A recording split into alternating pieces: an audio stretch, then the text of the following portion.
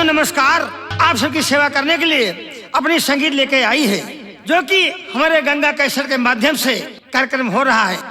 संगीत का नाम धर्मवीर उर्फ गजब का इंसान। बोलो साईं बाबा की जय हो।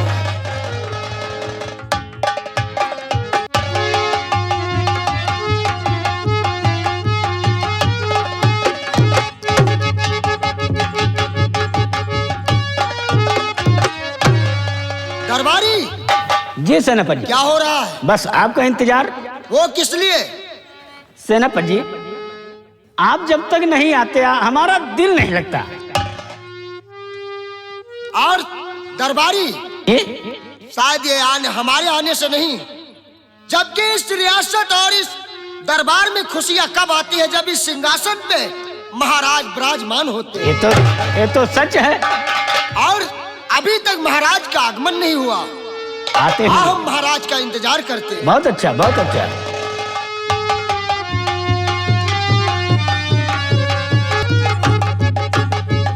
महाराज की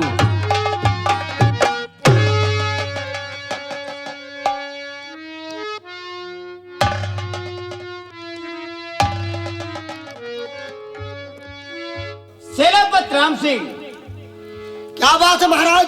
ये बताओ तुम्हारे फौज का क्या समाचार है? महाराज, हमारे फौज का समाचार अच्छा है। क्यों नहीं, ऐसा ही होना चाहिए। सेनापति राम सिंह, महाराज, हम तुम पर नाज करते हैं कि हमारे रियासत में तुम्हारे जैसे सेनापति तैनात रहेंगे तो हमारे दुश्मन हमारे राज्य की तरफ नजर नहीं उठा सकते।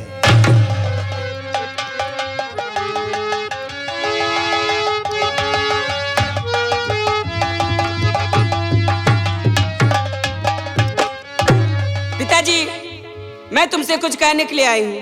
कहो, क्या पिताजी, कहना चाहती हो? मैं चाहती हूँ कि मैं जंगल में जाके शिकार खेलूं। राजकुमारी मीनाक्षी, हाँ पिताजी। तुम्हारी इच्छा है कि हम चल करके जंगल में शिकार खेलें। हाँ पिताजी। बेटी, हम तुम्हें इजाजत तो दे रहे हैं, लेकिन शाम होने से पहले तुम राज दरबार वापस चली आना। और बेटी मीनाक्षी, हाँ पिताजी।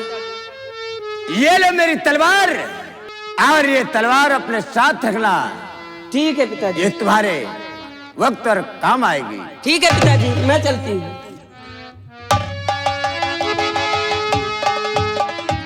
सेनापति राम सिंह, महाराज, देखिए हमारी बेटी मीनाक्षी जा रहे हैं शिकार करने।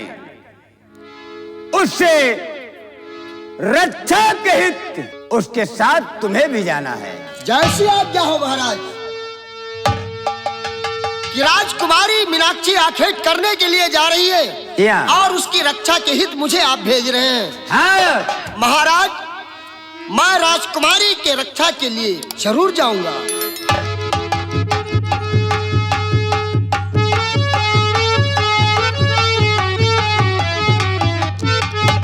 दरबारी, ये महाराज, आज का दरबार यही से समाप्त किया जाता है। बहुत अच्छा मालिक। महाराज की जय।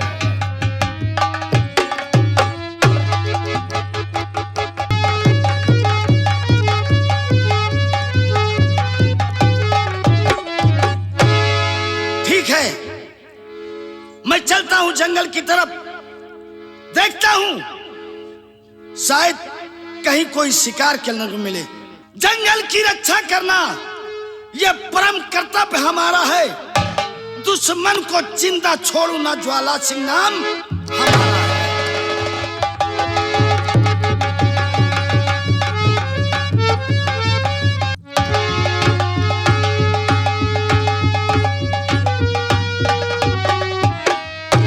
महाराज, राजकुमारी मीनाक्षी के रक्षा के लिए मुझे भेजे हैं और राजकुमारी मीनाक्षी को जब जब देखता हूं मेरे सीने में एक हलचल सी मच जाती है।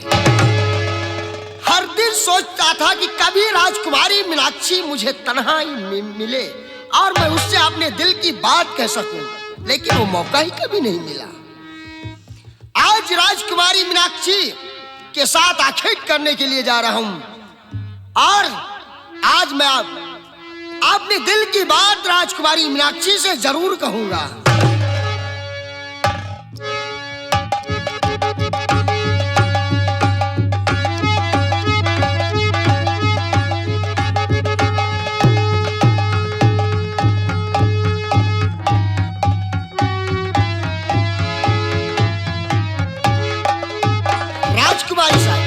सेनापति जी, आखिर चलते चलते तुम किस लिए रुक गए? क्या बात है?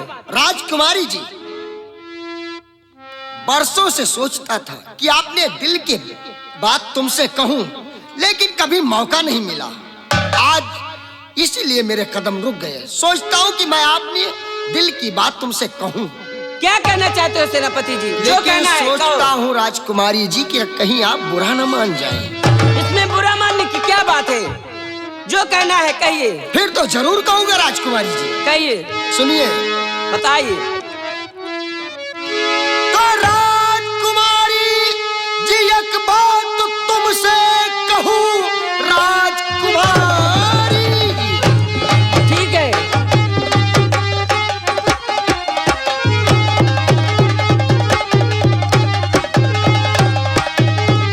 राजकुमारी जी एक बात तुमसे कहूं, मानना बात को करना इनकार ना।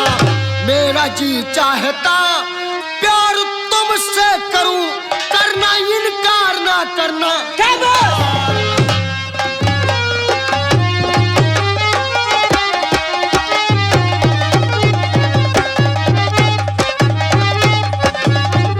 तो कमीने क्या कलमा और जुबान से कहा वो? कमीने क्या कलमा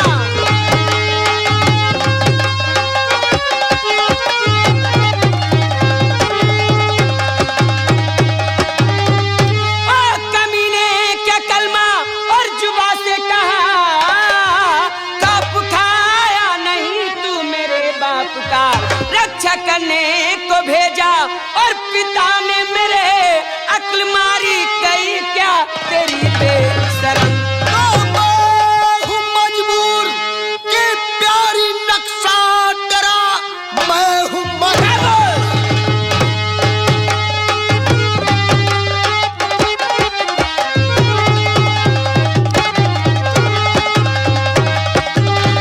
मैं हूँ मजबूर कि प्यारी नक्शा तेरा है दिल में हमारे ये सर कर गया। राजा से कह के फांसी दिलाना चाहे, रूप का मैं हूँ प्यारी दीवाना। क्या बॉस?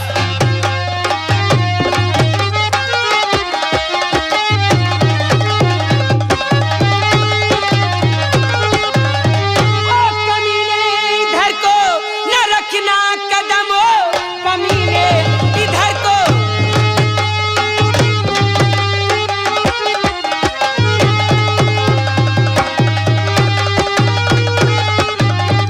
ओ कमीने इधर को न रखना कदम, सर उड़ा दूं तेरा वरना तलवार से। बाद में मेरी इज्जत से तू खेलना, पहले कर सामना मेरी तलवार।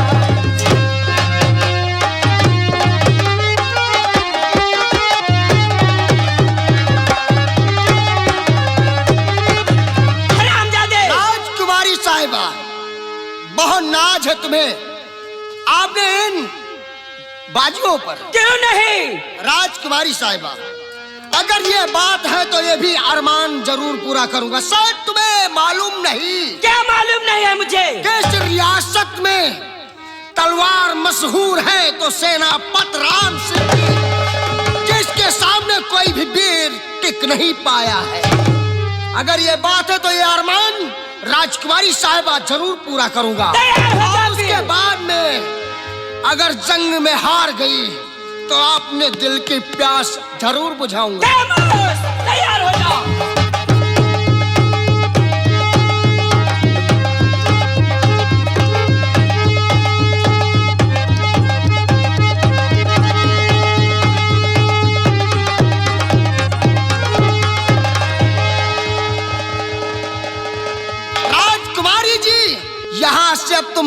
नहीं जा सकती और ये जगह कोई तुम्हारी मदद करने वाला भी नहीं होगा। मैं आ रहा हूं राजकुमारी।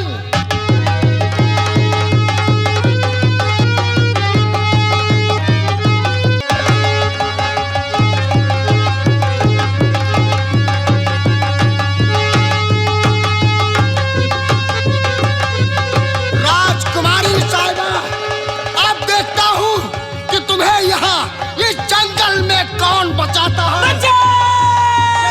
राजकुमारी साहिबा, तुम्हारी आवाज सुनने वाला कोई नहीं होगा और जो भी तुम्हारी मदद के लिए आया उसे काट कर रख दूंगा।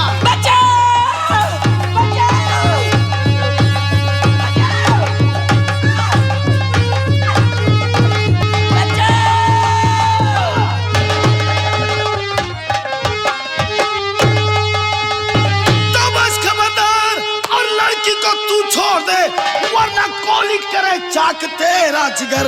एक अबला की इज्जत बेटा का चनी दो चकी मैं करूं तेरा किस्सा खत्म। हमदर्द के भला चाहता वरना खंजर करे चाकते राजगर।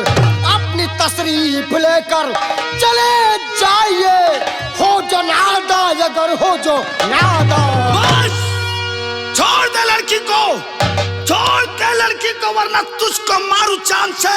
सारी दुनिया कांपती है ज्वाला सिंह के नाम से। जला दूंगा डुबो दूंगा, जला दूंगा डुबो दूंगा। आग व गहरा समंदर हूँ, टसकर निकल जाऊं दुश्मन को वो विष भरा। कल कौन है बे? कौन है बीच में आ गया? ज्वाला सिंह के सामने उछलने वाला तेरा नाम क्या है? पहले ये बता तू कौन है, तेरा नाम क्या है? मुझे लोग शिकारी ज्वाला सिंह कहते हैं। साला, ये एक शिकारी अपने आप को ज्वाला सिंह कहता? साला चिड़ी मार। शायद तुझे ये नहीं मालूम कि मेरा नाम सेनापति राम सिंह है। वाह, सेनापति राम। अरे तू है उस मां पर जिसने तुझ जैसे इंसान को जन्म दिया। जानता है क्यों? न तूने राम नाम का सम्मान किया और न सिंह का शान है तुझमें। तुझे तो सेनापति राम सिंह नहीं बल्कि चमार सिंह कहना चाहिए। साले चिड़ी मार, साला अपने आप लड़की को छोड़ के बहादुर समझता है। साला कल का चिड़ी मार क्या बोला? शायद तुझे ये नहीं मालूम कि तो जैसे धमकी देने वाले बहुत आए, लेकिन जब सामना हुआ तो साले दुम दबाकर निकल गए। शायद तुझे ये नहीं मालूम कि इस रियासत खैरागढ़ में मशहूर है तो राम सिंह की, जिसके सामने कोई टिक नहीं पाया है, शायद ही गया है। अभी तक तेरा कोई मर्द से पाला नहीं पड़ा है और जिस दिन किसी मर्द से पाला पड़ जाएगा उस दिन तेरी वीरताई खत्म हो जाएगी। यही फैसला हो जाएगा। ये बंदूक लेकर चिड़िया मारने वाली साले आपने आपको मर्द कहता है? अबे साले बंदूक की नोक पे छक्के भी डायलॉग मारते हैं। अरे मर्द है, आपने आपको मर्द समझता है तो रख बंदूक और कर मेरा सामना। देखूंगा कितना बड़ा मर्द है साला। जिंदगी में पहली बार किसी ने ज्वाला सिंह को चैलेंज दिया है। आज तुझे तेरी भुजा के ताकत का पता चल जाएगा। लड़की ये बंदूक पकड़। क्या सोच रहे हो? तैयार हो जाओ। हमेशा ज्वाला तैयार रहता है राम सिंह। होशियार।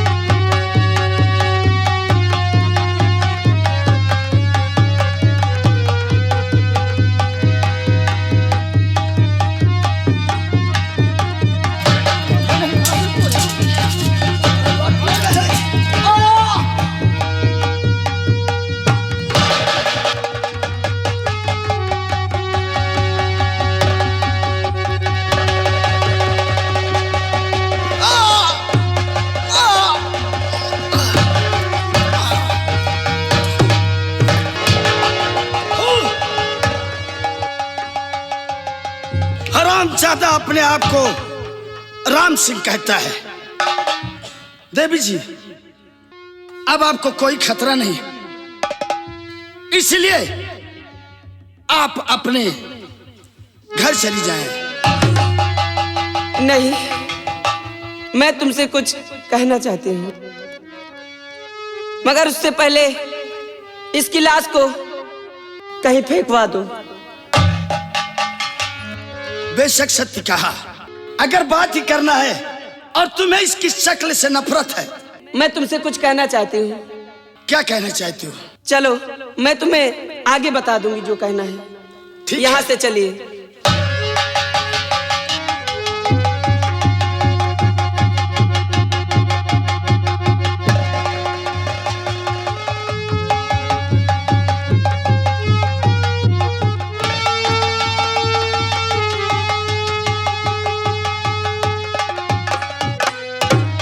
बाबूजी, मैं तुमसे कुछ कहना चाहती हूँ। देवी जी, कहने से पहले मैं तो ये चाहूंगा कि अब आप बाहिफाजत हैं। हाँ, आप अपने घर चली जाएं। ठीक है, मगर मैं तुमसे कुछ कहने के बाद ही जाऊंगी अपने घर। बोलो। देख तुम्हारी वीरता और हुई खुशी में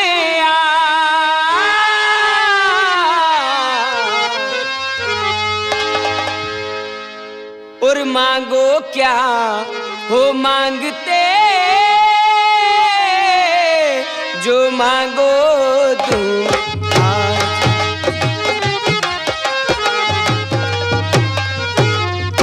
जो मांगो तुम आज, आपने इज्जत मेरी बचाई।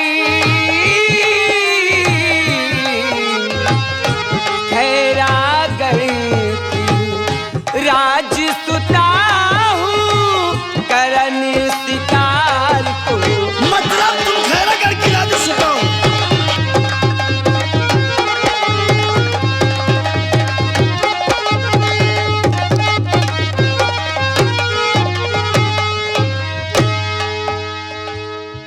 संग हमारे महल को चलिए, बिने करूं सिरनाई। संग हमारे महल को चलिए, बिने करूं सिरनाई।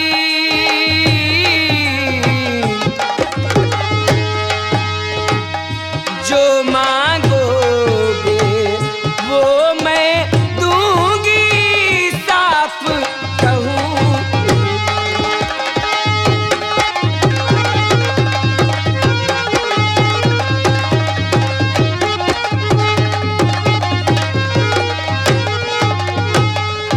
तो खास वक्त पर आए भगवान तुम्हें पठाए।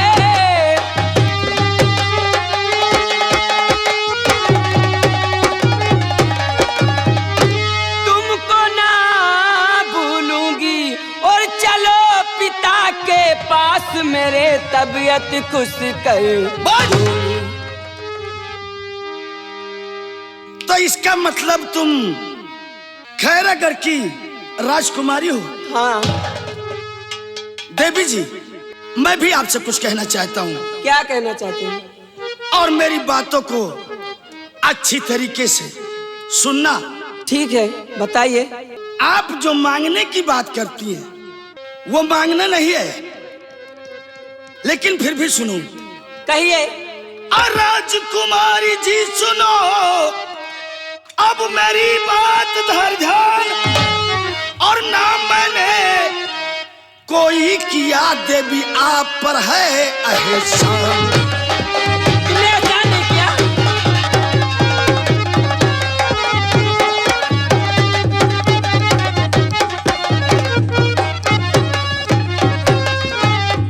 ना कोई एहसान ईश्वर ने भेजा तो मैं आया।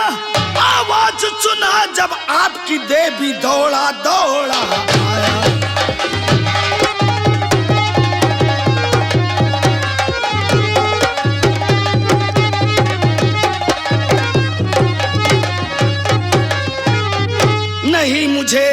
दौलत चाहिए साफ साफ बतलाया, और नहीं मुझे इनाम ये चाहिए सच्ची बात बताया। इनाम नहीं चाहिए।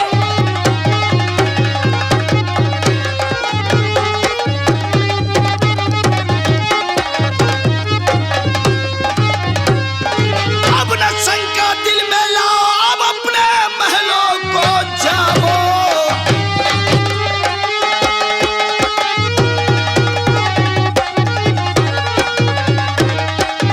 और शिकारी हूँ इस वन का, और नाम है ज्वाला सिंह मेरा, और राजा हूँ जंग। मैं चलता हूँ। अरे रुकिए, आप मुझे इस जंगल में छोड़ के कहाँ जा रहे हैं? राजकुमारी साहिबा, हमने माना कि आप रियासत खैरागढ़ की राजकुमारी हैं, लेकिन ये ज्वाला सिंह किसी राजा से कम नहीं है।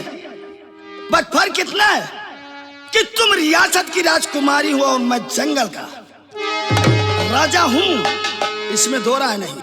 सच कहते हो? बेशक। मगर मैं क्या करूं? क्या करूं? तुमने मेरी इज्जत बचाई है, और अरे इज्जत बचाना एक इंसान का फर्ज बनता है, उसका परम कर्तव्य है। ये तो बात सही है, तो मगर मेरा दिल तुम पर आ गया है। पागल हो रही हो क्या? जो इज्जत बचाए उसी को दिल देती फिरती हो। क्या करूं? आज मैं बचाया, मुझे दे दो, कल कोई और बचाए उसे दे दो। कितने दिल है तुम्हारे पास? नहीं नहीं नहीं, ऐसी बात नहीं है।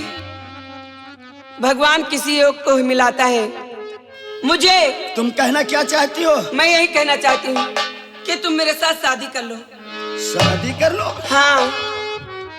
शायद एक बात भूल रही है राजकुमारी साहबा। क्या? जूते और टोपी का मेल नहीं होता, जमीन और आसमान का कभी मिलन नहीं होता। क्यों? अगर नहीं जानती हो तो सुनो। सुनाइए। मैं शिकारी हूँ जंगल का देवी, सुनो। आप हैं खैरागढ़ की अब राजे सुता, कैसे संबंध होगा मेरा आपका?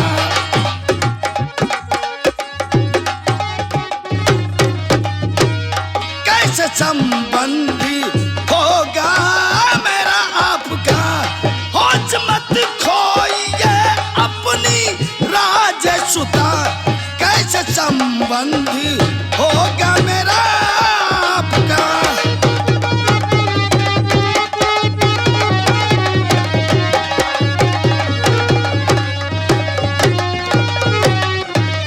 मीनाक्षी, हाँ। तुम शायद भूल रही हो, मैं शिकारी हूं, वो भी जंगल का, और जंगली आदमी का कोई भरोसा नहीं होता। देखिए, और तुम एक राजकुमारी हो,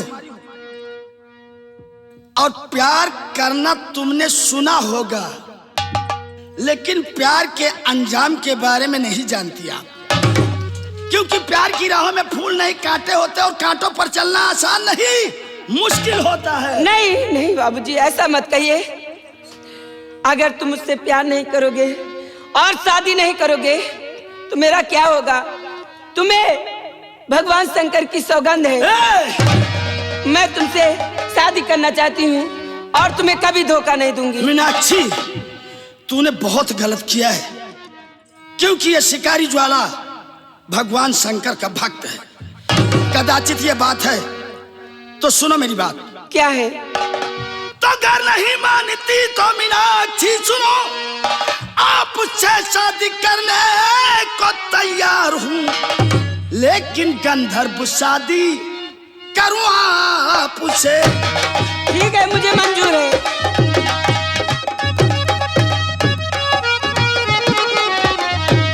लेकिन गंधर्व शादी करूँ आपसे, बोला इनकार है या कि इकरार है, लेकिन गंधर्व शादी करूँ आपसे।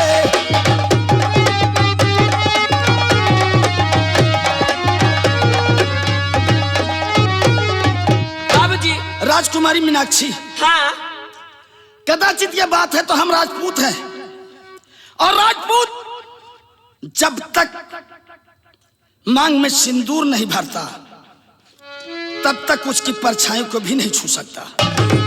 इसलिए यहीं से थोड़ी दूर पर पुराना शंकर जी का मंदिर है जो कि मैं शिव का पुजारी हूँ। चलो मैं तुम्हारे मांग में वही सिंदूर भरूंगा और गंधर्व विवाह करूंगा, चलिए तभी मैं आपको छू सकता हूँ। चलिए चलिए, मैं आइए चलने मेरे के लिए साथ। तैयार हूँ।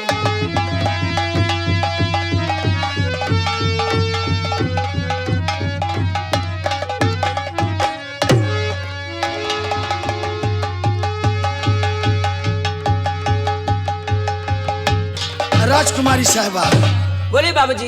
ये रहा हमारे शंकर जी का मंदिर है बहुत अच्छा मंदिर है। और मैं शंकर जी का भक्त हूँ, हाँ, इसलिए मैं शंकर जी को साक्षी मानकर तुम्हारे मांग में सिंदूर भरता हूँ। ठीक है।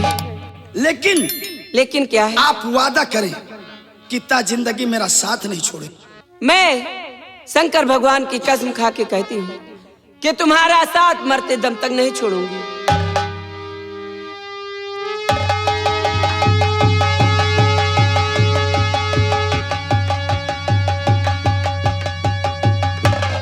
बोला शंकर भगवान की।